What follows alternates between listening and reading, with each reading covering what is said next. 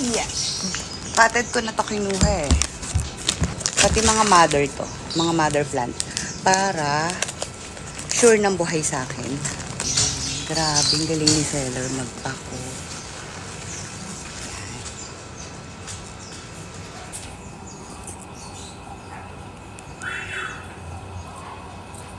Yung soil mix na gamit dito is pang lowland. So, mas mabilis na siyang makaka-adjust pagdating sa akin. Yan. This is for the first.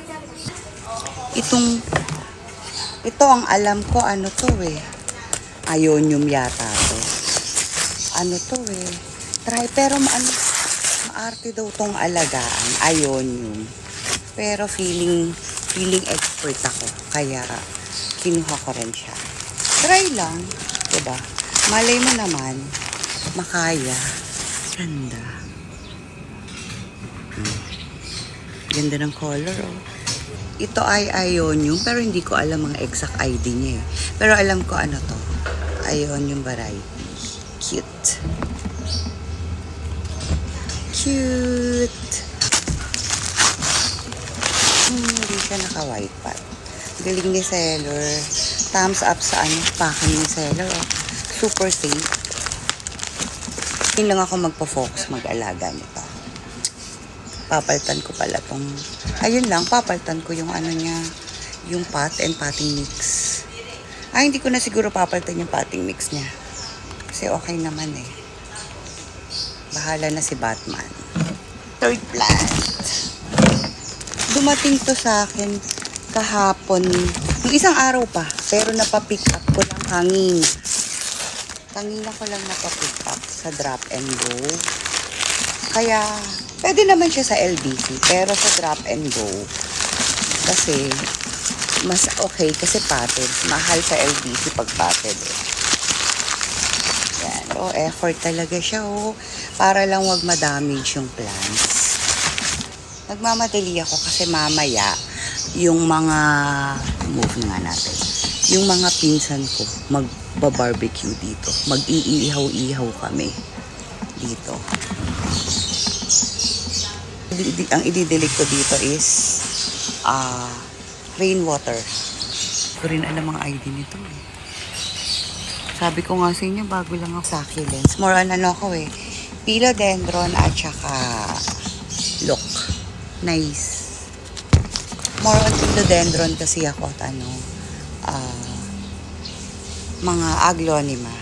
Ito yung pinakang bet ko sa lahat ng kinuha ko. Yeah. Maarte daw tong alaga. Isa sa maarte. Ano bang oras na? Siguro mga 6 na. Eh, nabili pa ng pang-barbecue yung mga pinsan ko. So, bago pagdating nila, maiiwan ko na to. Kasi magtitimpla ko ng barbecue party. Dahil long weekend. Dito ka muna. Ay, hindi, gagawin ko lang dito, hindi ko masyadong ibe-baby. Kasi the more na bine-baby ko yung plants, tapos pag parang nakikita kong hindi na siya happy. Wala. Ay, naputol na siya. Siguro gawin natin dito is, papatong ko na lang. Patutuyuin ko na muna, tapos ipapatong ko. Sayang naman, naputol. Ganda. Perfect. Ganda, no? Kaso naputol itong isa. Parang ang bigat nitong isang.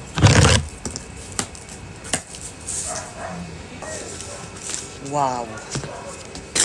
Minsan ang unboxing, nakaka-excite at the same time, nakakatamad.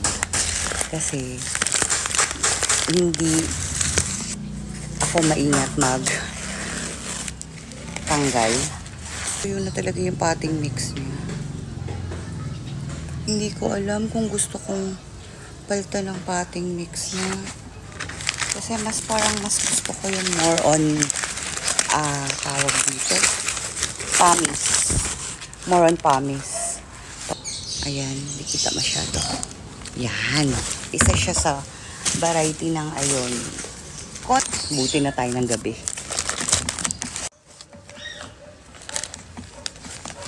Yan.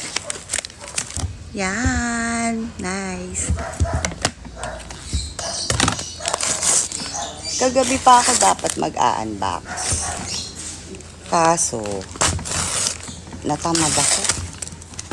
Naglinis muna ako ng mga kalat, nag-alis ng damo. Damo ngayon dahil tag-ulan. Hindi ko to sabay binili. Kada live lang niya may napipili ako pa isa-isa, pa dalawa-dalawa. Hanggang sa hindi ko na napansin na napadami na pala. Mura lang naman to, guys. Itong dalawang ayon, yung medyo pricey. Pero compare naman sa price ng mga philodendron tsaka ng mga monstera, mas hindi nakakasama ng loob pag napatay. Pag nategivel siya, hindi masyadong,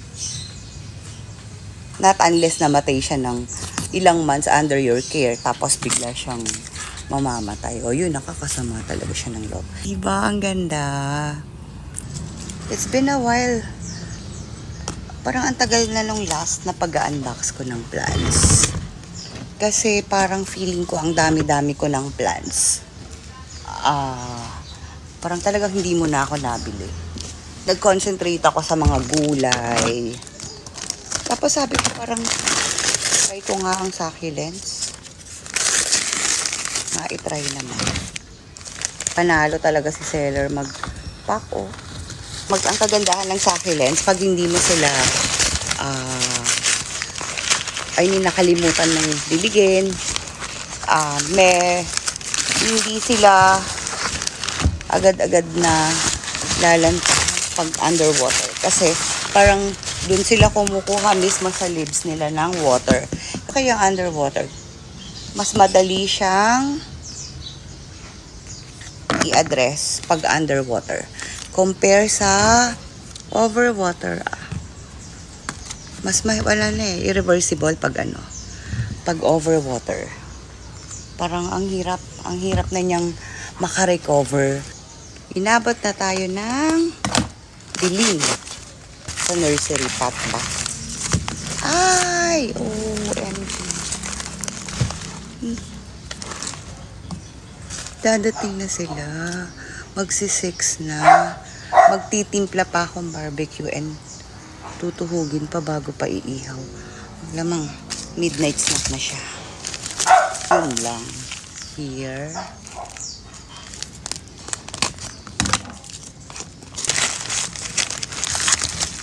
Diyan. Siguro ayoko na maglagay ng fertilizer. Okay na sa kanya ang rainwater. Rainwater lang enough na. Tsaka sunlight, syempre. Yan, cute.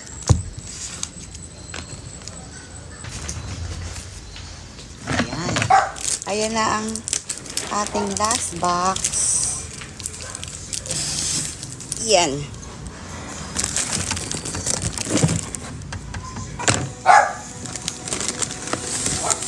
Oops.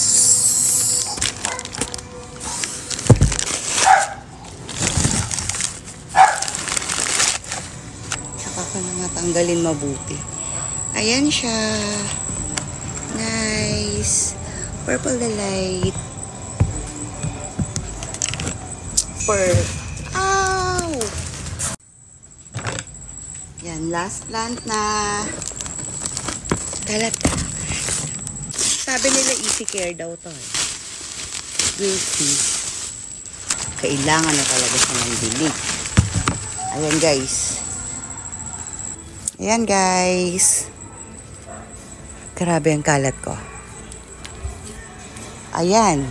Ang aking pinaggawaan.